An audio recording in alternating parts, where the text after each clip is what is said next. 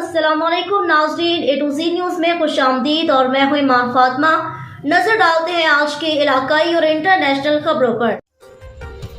खबर शामिल करते हैं मंडी तांदियावाला से, जहां Pakistan DJ sound and light vendor के ज़ेर एहतमाम अंजुमन ताजरान रजिस्टर्ड तांदियावाला की तरफ से बाकायदा light and sound vendor association को नोटिफिकेशन जारी कर दिया गया और साउंड एसोसिएशन के तमाम कवानीन से इनको आगाह कर दिया गया। और इस तकरीब में अंजुमन ताजरान के तमाम ओहदेदारान, इसके साथ साथ शहर के बहुत सारे ताजरान मुअज़्ज़िज़ीन ने शिरकत की।